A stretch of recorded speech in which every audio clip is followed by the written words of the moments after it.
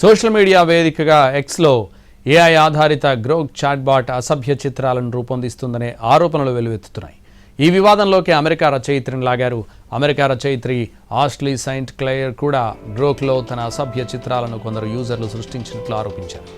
ఈ సమయంలో ఎక్స్ ఏఐపై కోర్టులో దావా వేశారు. తన బిడ్డకు ఎలన్ మస్క్ తండ్రి అని గతంలో ఆష్లీ ఆరోపణలు చేసిన విషయం తెలిసిందే.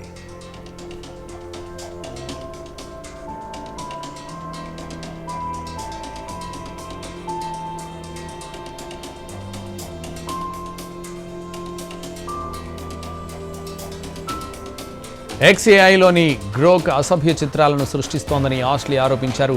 తన అనుమతి లేకుండా ఇప్పటికే డజన్ల కొద్దీ అభ్యంతరకర చిత్రాలను సృష్టించిందన్నారు.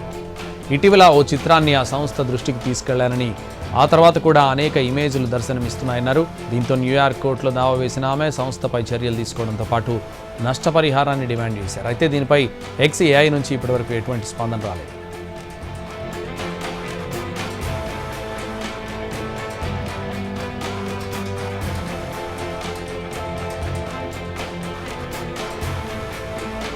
ఎలన్ మస్క్ పై ఆష్లీ క్లెయిర్ గతంలో సంచలన ఆరోపణలు చేశారు.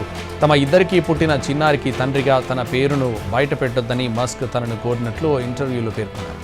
ఈ విషయాన్ని దాచిపెట్టేందుకు $15 మిలియన్ మస్క్ ఆఫర్ చేశారని చెప్పారు.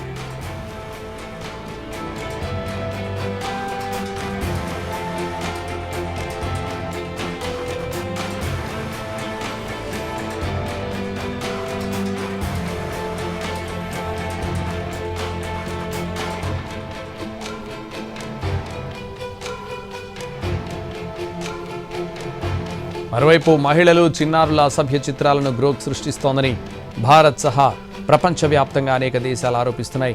ఇండోనేషియా, మలేషియా దేశాలు ఇప్పటికే గ్రోక్ వినియోగంపై ఆంక్షలు విధించగా బ్రిటన్ సహా పలు యూరప్ దేశాల నుంచి తీవ్ర ఒత్తిడి ఎదుర్కొంటోంది.